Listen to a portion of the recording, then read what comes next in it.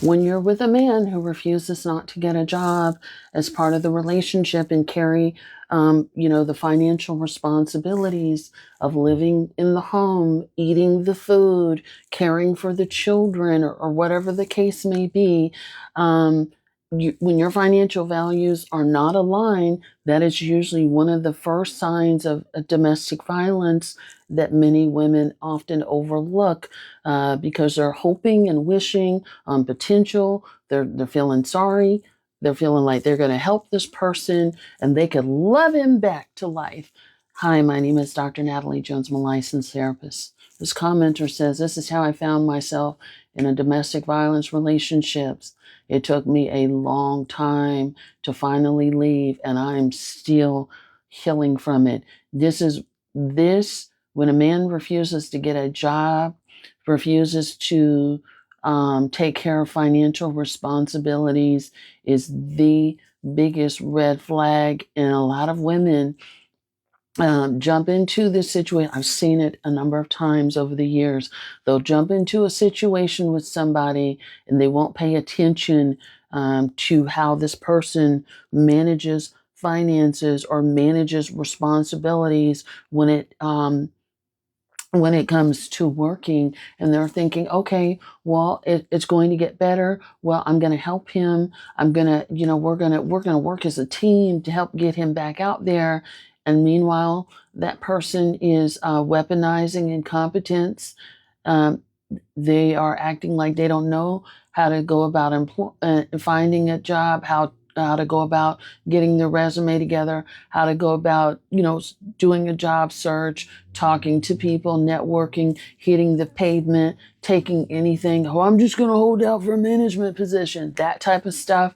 That it's a game. It's a game, and that person will, play on your heart, and will have you, evicted out of your home and still looking at you like you're stupid, and not even care about the ramifications of their actions. So as long as you sit there and you listen to this type of stuff and allow him to get away with it, they will continue to do. And when I say get away with it, allow him to sit there and not work. Allow him to sit there and spend all your money. Allow him to sit there in that same spot on your bed, on your couch, playing that damn Nintendo or Xbox or whatever, and still being in that same spot. When you come back home from working all of your hours on shift, they will sit there and do that as long as it happens. And then when you try to put your foot down and get him out, and be done with that relationship, they're going to put hands on you. They're going to destroy your property. And it don't matter because they ain't got shit. They ain't got shit. So they have no problem messing up your stuff. They have no problem ruining your credit. They got no problem putting their hands on you because they had no respect for you. And they basically want to keep you in line to, you know, help to take care of their bad behavior, and that's unfortunate because it is a big weaponization against you.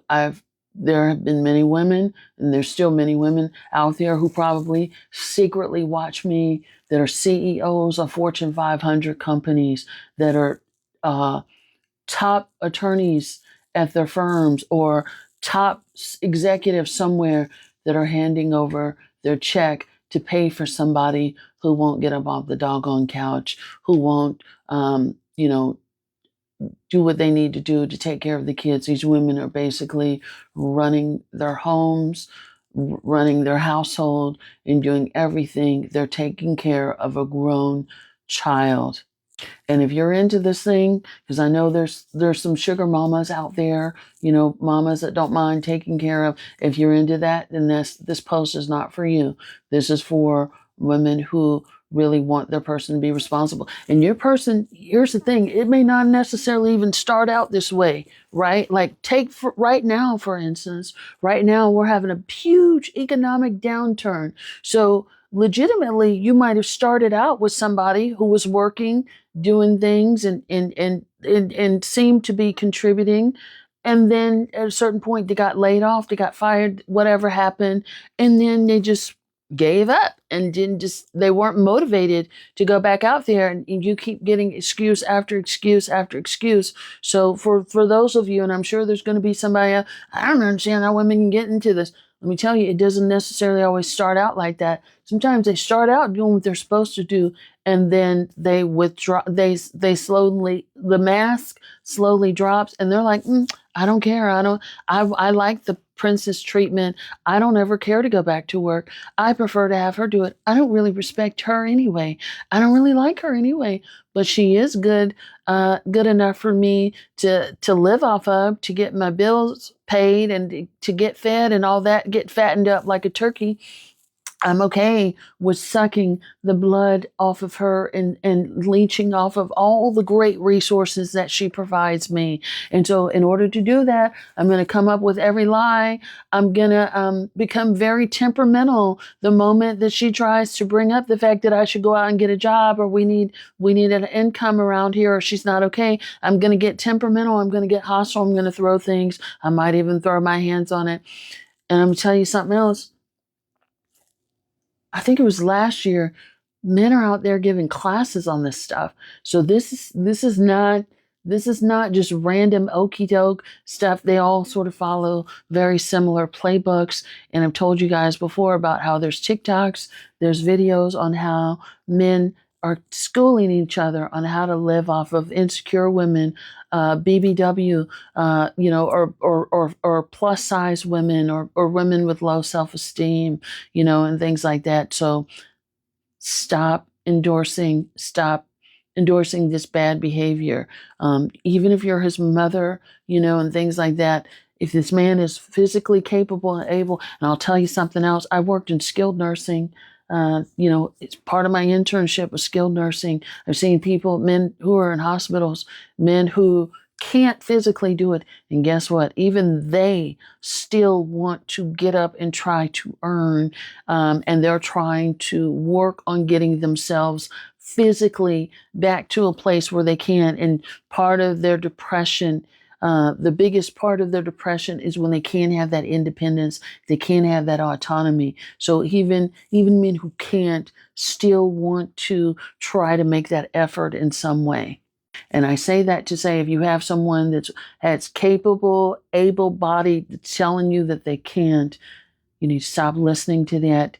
Start listening to voices of reason, and take the warning sign, because if he's doing this, then this means that he doesn't care, and there's nothing that he won't do when he really stops giving a damn about you, and when all the resources are dried up.